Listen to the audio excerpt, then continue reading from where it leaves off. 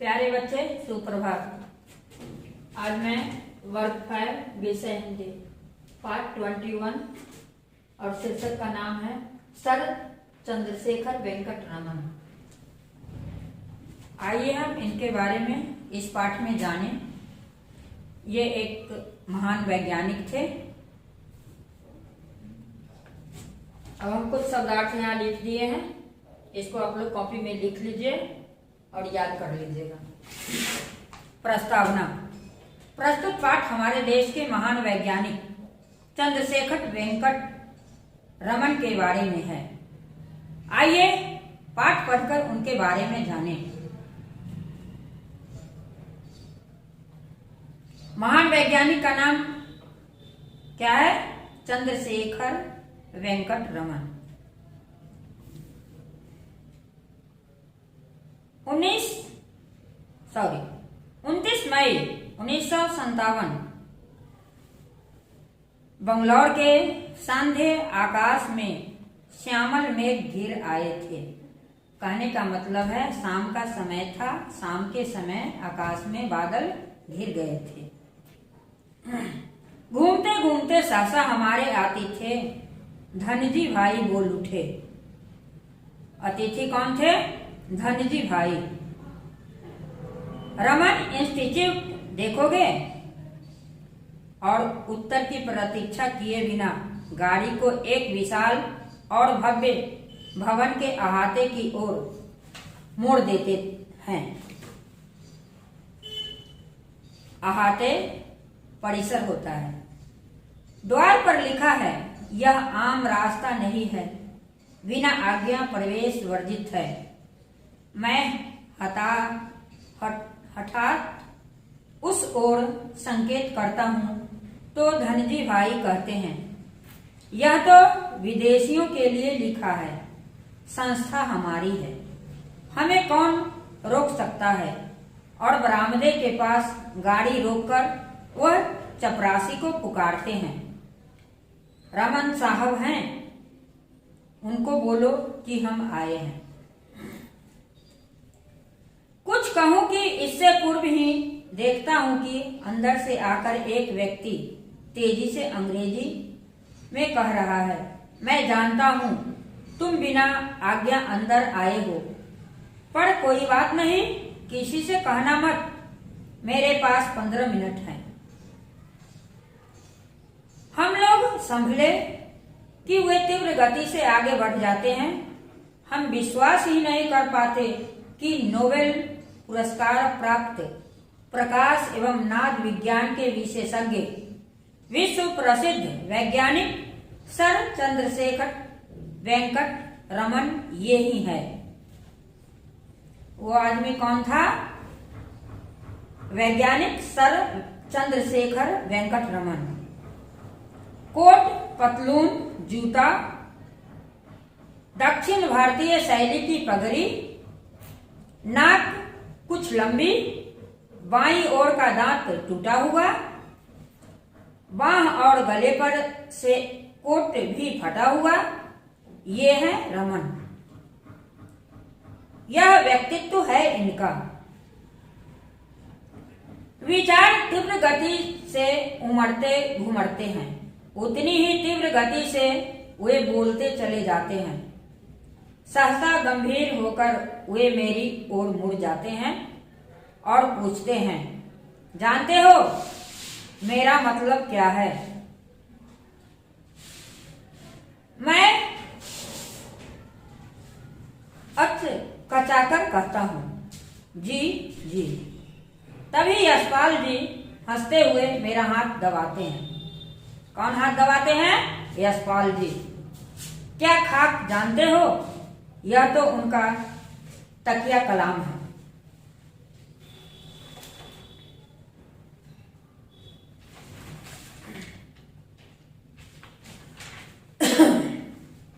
सचमुच उस 1 घंटे में वे अनेक बार इस वाक्य का प्रयोग करते हैं। आरंभ में उन्होंने कहा था, मेरे पास तो 15 मिनट हैं। आरंभ में क्या कहा था? मेरे पास 15 मिनट हैं। लेकिन जब हम उनसे विदा लेते हैं तो पता चलता है कि 1 घंटा कभी का बीत चुका है। जल प्रलय के सिद्धांत की व्यर्थता से लेकर पत्तों के कोयल के नाना रूपों में रूपांतर, हीरे निर्माण, नाना धातुओं, ग्रेनाइट, न जाने इन सब के बारे में वे हम अवैज्ञानिकों को क्या क्या बता देते हैं। कौन? चंद्रशेखर वेंकट रमन। किसको? यशपाल को। तीव्रता से बोलते रहे, कहते हैं देखो यह है ऑयल डायमंड, यह इंडस्ट्रियल डायमंड है, ये मोती हैं, चमकते हैं ना, ना ना इन्हें छूना मत। हीरे कोयले की खानों में ही पैदा होते हैं। अब यहाँ प्रश्न उठ सकता है, हीरे कहाँ पैदा होते हैं? इसका उत्तर होगा कोयले की खानों में, पर उनको चमकदार बनाने के लिए परिश्रम करना पड़ता है। तुम तो जानते ही हो कि भारत में नोबेल प्राइज पाने वाले 2 व्यक्ति थे। अब एक मैं ही जीवित हूं, इसलिए मेरी मुसीबत है।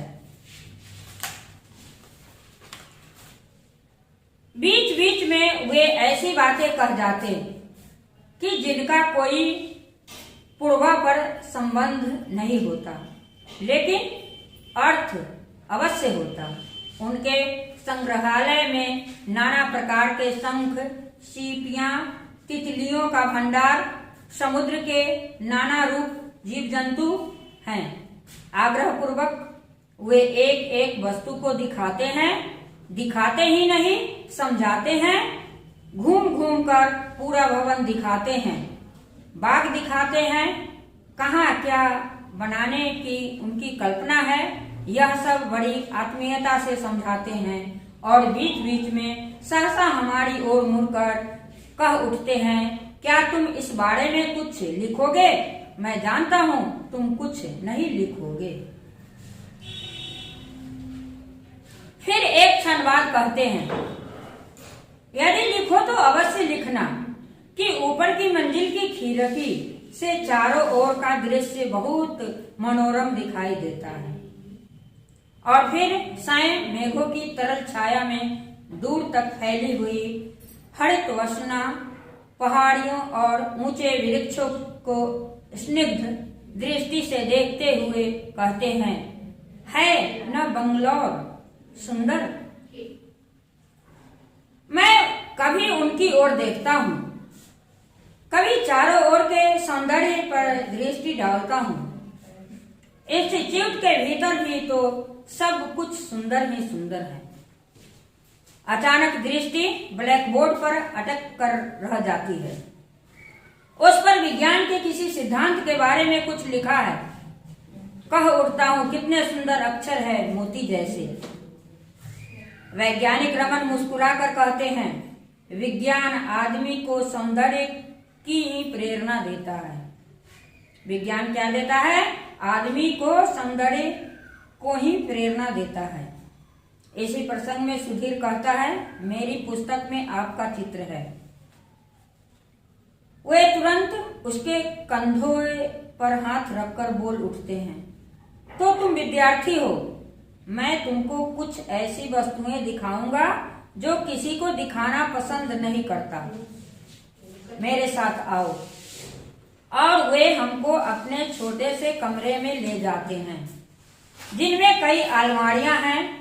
वे उन्हें खोलते हैं और देखते देखते हमारे सामने नाना रंग के अनेक मेडल और अनेक प्रमाण पत्रों का ढेर लग जाता है। अनेक मेडलों के बीच में प्रकाश फेंकते हुए नोबेल पुरस्कार के उस भव्य पदक को हम बड़ी उत्सुकता से देखते हैं, जो उन्हें 1930 में भौतिक विज्ञान के क्षेत्र में उल्लेखनीय काम करने के लिए मिला था। श्री रमन ने अपना जीवन भारतीय अर्थ विभाग में असिस्टेंट अकाउंटेंट जनरल के पद से आरंभ किया था, लेकिन शीघ्र ही वे विज्ञान के क्षेत्र में आ गए और फिर तो विश्व के सर्वोच्च कोटि के वैज्ञानिकों की श्रेणी में पहुंचकर ही रुके।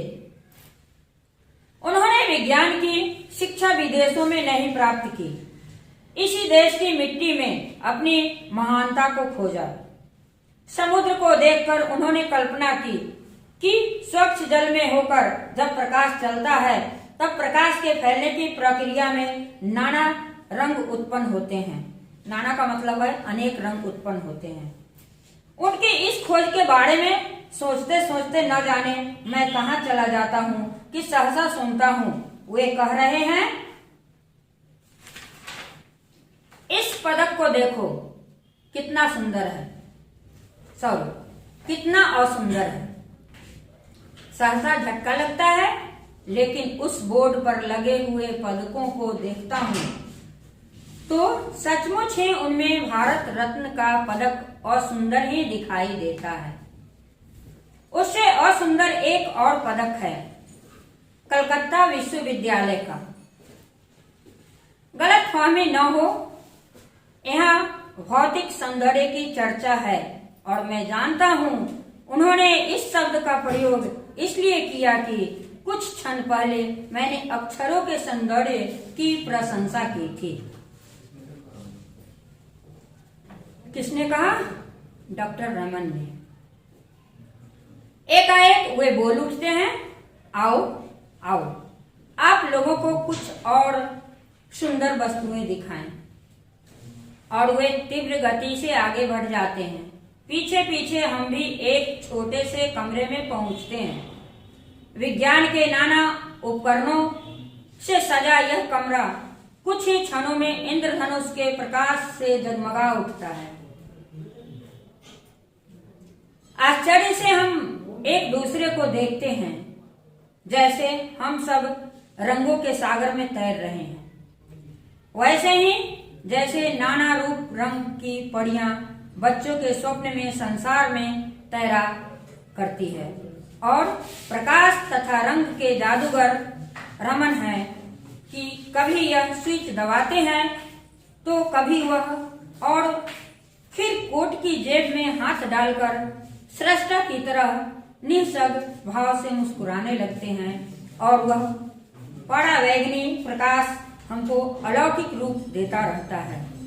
कहने का मतलब है कि वे वहां ले गए जहां पर रंगीन इंद्रधनुष के जैसा, जैसे इंद्रधनुष में 7 रंग होते हैं वैसे रंगीन कमरे में ले गए।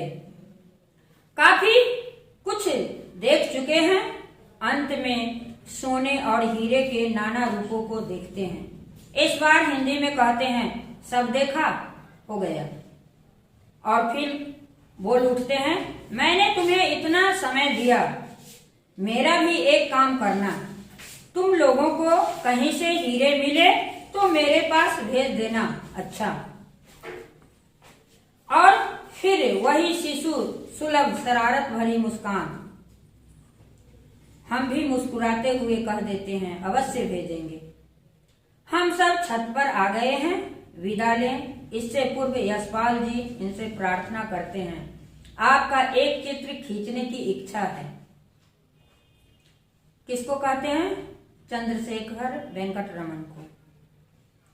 वे जैसे एकदम तरफ उठते हैं, इस फटे कोट में चित्र खींचोगे? यानी आप दुनिया को दिखाना चाहते हैं कि मैं फटा कोट पहनता हूं। खैर कोई बात नहीं, खींच लो। यशपाल भाई फोटो खींचते हैं और फिर हम इस आकस्मिक अद्भुत प्रसंग से अभिभूत कई क्षण मौन चलते रहते हैं। वे उसी निसंग भाव से हाथ मिलाते हैं। कौन? चंद्रशेखर वेंकट रमन। नमस्कार करते हैं मुस्कुराते हुए, धूमकेतु की तरह जैसे आए थे वैसे ही भीतर चले जाते हैं। जब चले जाते हैं तब हमें उनकी उपस्थिति का भान होता है, आभास होता है। 6 वर्ष बाद आज मैं सोचता हूँ कि अनुसंधानकर्ता की लगन, वृद्ध की सनक और शिशु की सरलता, इनकी सीमा रेखा कितनी पतली है। इस चित्र में क्या वे एक साथ सरल स्वभाव, कल्पना प्रिय, सद्भावी और आत्म प्रदर्शन प्रिय, महत्वाकांक्षी नहीं जान पड़ते, परंतु सच यह है कि जो जितना ऊंचा उठता है वह उतना ही सरल और सहज रहता है। प्यारे बच्चे, आपने वैज्ञानिक सर चंद्रशेखर वेंकट रमन के बारे में आप लोग इस पाठ में पढ़े।